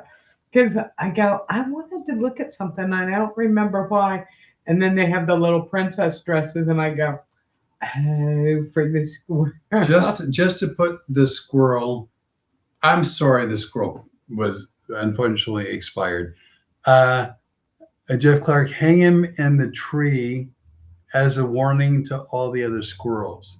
And that's bury it. This is from Naniki, or call Granny from the Clampets. Oh yeah. But she loves my version. I just thought it was really funny because this whole pear thing, just to have like a bite taken out right next to, I just come on. It was fun. So we couldn't do that. So in place of that, I did a little AI work. Yeah, and I know some of you are opposed to AI, but you know what? If you do Photoshop, but you don't like AI, it's like, so like what? One level of technology is okay and another level isn't. Come on. Just come on. Yeah, and I'm going to tell you right now, don't come barking at me about AI, because if it weren't for AI, my job would be 100 times more difficult. And I'm not talking about the job where I have to have you on a leash and watch you at Costco. I'm talking about the other parts. We almost ran into big trouble at Costco today. Oh my God. They have pumpkins and Halloween decorations. They have their, like the Christmas pillows which were like August or September. July. Was it July? Where I jumped into the box and then I got stuck. It's now July. You got stuck. Sort of. They have Halloween pillows. Same effing box, filled this time with pumpkin and Halloween pillows. And let me tell you how far I've come, because I was fairly new. We had actually, that was the first trip we'd made to Costco together. Oh, was it really? Was it really? Yes, it was. My bad. No, it's, I didn't go home, did I? That's true. I stayed. And so today I look at him and I go, hey. And he's looking around at other stuff. And I'm like, psst. He's like, what? I go over there and he goes, what? I didn't see anything. I go, it's Halloween stuff. It's July. Get under that sign. Look like you're going to jump into the... I wanted to jump in the box, but there were people in July. There were people like huddling around the box. Could not wait to buy this stupid Halloween thing. These $10 Halloween pillows, and they're literally, there's a little like U shape that like in the box where it's perfect if you're a high jumper, which, as it turns out, I'm a medium jumper. Let my people go. That part of me got hung up on the opening of the box, and it was miserable. It didn't bother me at all. It's like if the twins were trying to escape East Berlin and only one got over the wall. So one was in East Berlin and the other was in West Berlin. It was rough. By the way, can you imagine that this agent that I've told you that we're dealing with and doing stuff, ask about things? She goes, tell me some funny things that happen. Oh, you might want to buckle up. And so the second story I told her, you know what that was? No. My grandchildren and children didn't know anything about. Only my son had met him, and I really hadn't talked about him to any of them. It was my business, and all they knew is I moved to Louisiana and we were going to start a business and blah, blah, blah. So I wanted to introduce him to my grandchildren, and he had a brilliant idea. What I wanted to do what we actually did do is send her granddaughters a hostage video where I had a bag over my head and I had a crystal ball up like had hypnotized the Renee, and I was letting them know that her grandma was no longer in Florida but safe. And I had her Claude Johnson. Hey, Claude. Let's see, Diane Bonecutter Garrett. Garrett. Yeah, you've heard me talk about her. Yep. Old friend. We go back 100 And years. Claude. Hi, Renee and Flip. Oh, that nice? Very nice. Yeah, you're gonna get to meet them this Great. next trip. Very We excited about that. missed them. But so we did what I thought was very tasteful.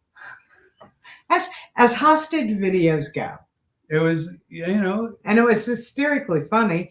And let me tell you, I stopped him before he sent it to my grandson. who happens to be in the military and who happens to be in what part of the military? The police part.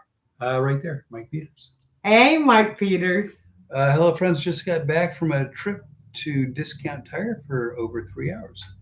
Oh, Lord. That That's no couldn't have fun. been fun. Not a fun trip.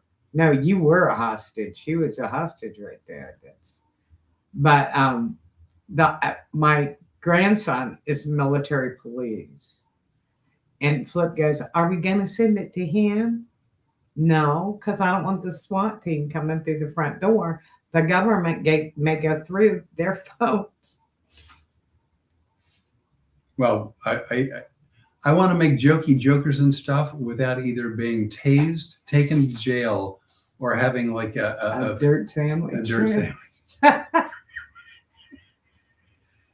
Because comedy does have its limits, evidently. Or at least I do. I mean, to some You do degree. now. Yeah. You were more flexible. So the lady goes, a hostage video. Yeah. As a matter of fact, we posted it because we thought it was so funny. Then I told her the story about you disappearing in Costco. I took my eyes off of him for 2 seconds. Fucking gone. I was what? Oh. No, it just Yeah. And in fact, even Naniki, you said that she's disgusted by them doing holiday stuff. Like she said, even right now, the kids aren't even back in school yet. And they're doing Halloween stuff. And they've got Halloween stuff out. And you know what? It makes the holiday not special anymore.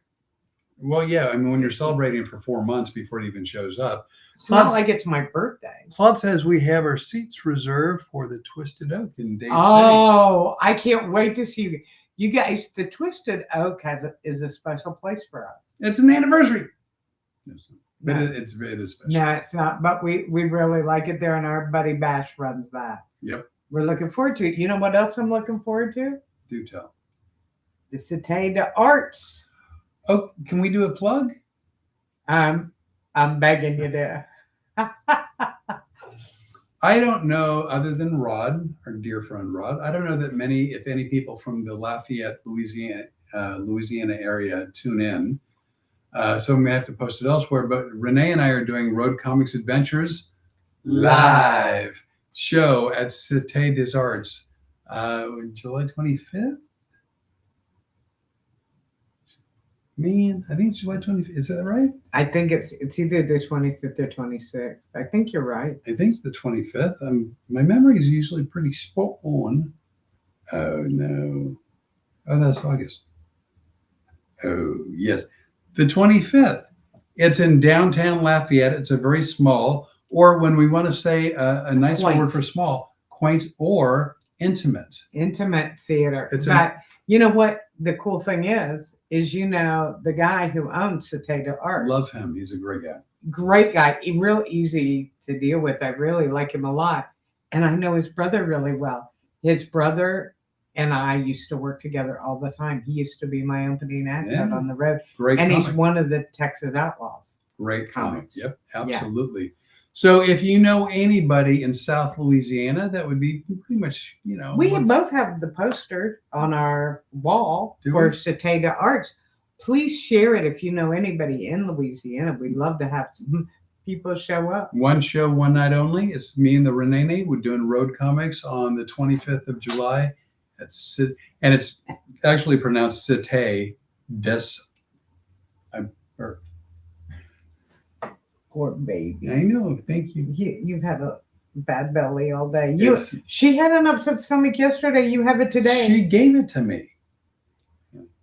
Cité des Arts. And it's hard to pronounce because it's only the Cajun do it properly. Cité des Arts. Anyway, that's the 25th. Cucumber. And I'm going to be in Plano. Really, you are? Well, you're going to. I'll be on stage. Unless you want to come on stage, we'll just screw the whole hypnosis thing. We'll do the whole. We'll surprise them. That's in August. Oh, I'm sure there's some people in Plano that would not be happy about that. Never step into your show. And then the Renee and I are doing shows in Florida, August 26th, 7, and 8. 27th, 28th, and 29th. Which is exactly what I meant. You know what it is? We're leaving on the 26th to go to Florida. I hope, if not soon. 20, yeah. And then September 7th, right? You have That's a corporate private show. event. That's yeah. Back in where? Not Orlando. Where's that roughly? Lake Worth. It's down farther south. Yeah. So we're going to Florida. We're going to Texas. We're going to Lafayette, Louisiana. Oh wait, we're there. Shows. But we're not booking just to be very clear. We're not booking as many shows because we've got so many other things going on right now. Actually, we've gotten a little too busy the last couple of weeks. It's been It's that's been great. why it's been great, but that's why I started stressing out a little bit today. Yeah, I get it. The pressure got to me a little bit. But you know what? We're not discontinuing live performances because we love doing them. But some other opportunities are coming up, and we've got this production company, and we're doing some production, and we're very excited about that. So it's starting to sort of take more of our, not sort of, it's taking more of our time these days. And we're actually loving it.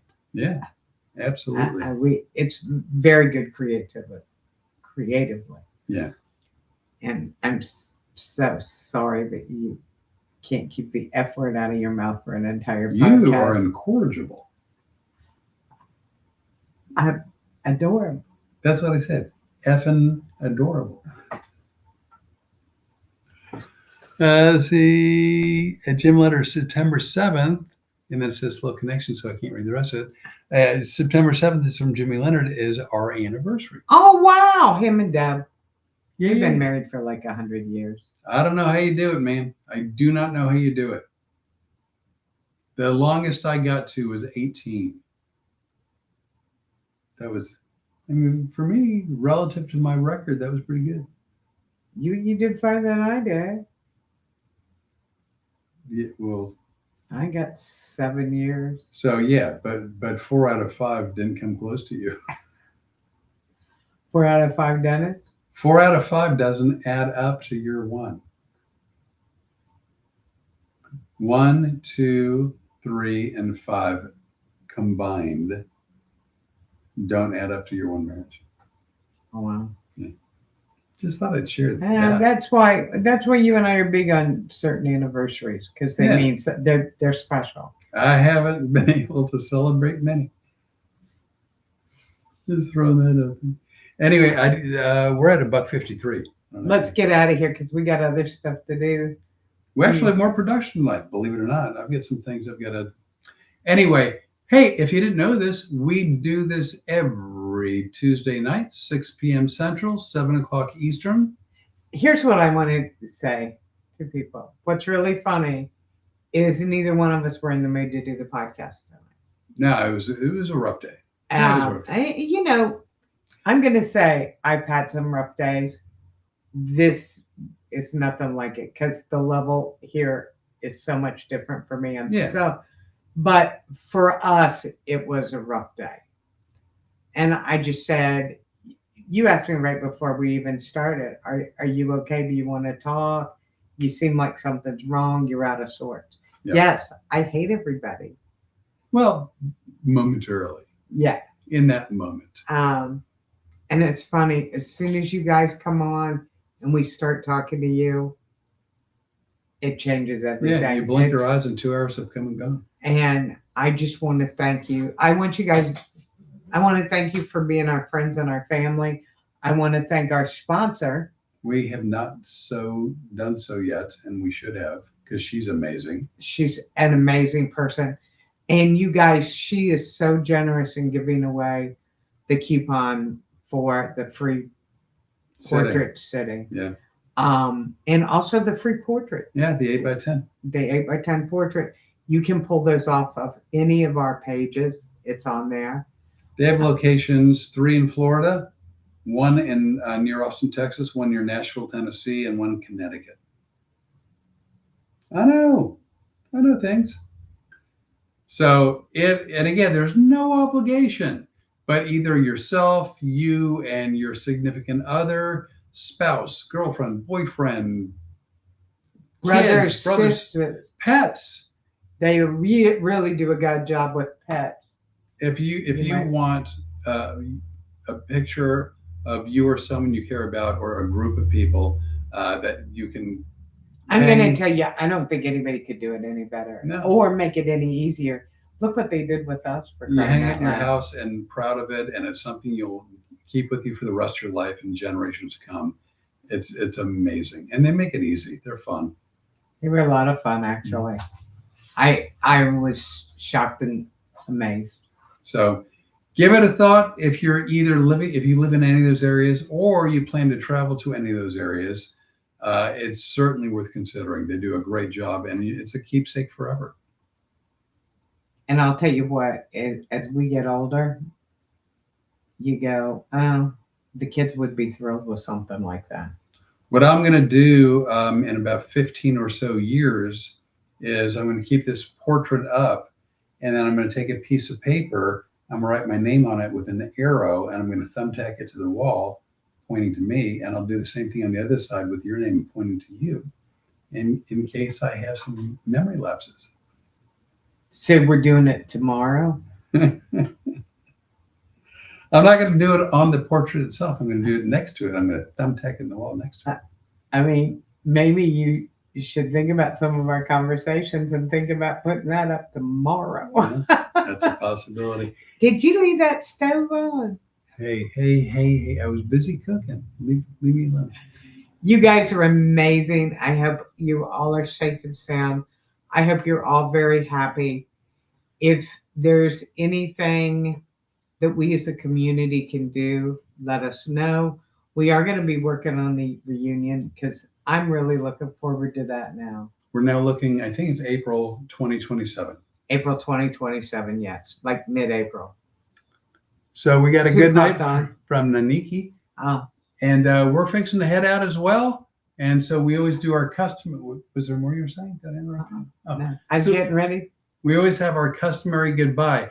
Is it cool? No. Is it hip? No. Is it chic? No. Is it silly? Might be, but it's our way of saying goodbye to all of you. And with that said, we're out, bitches.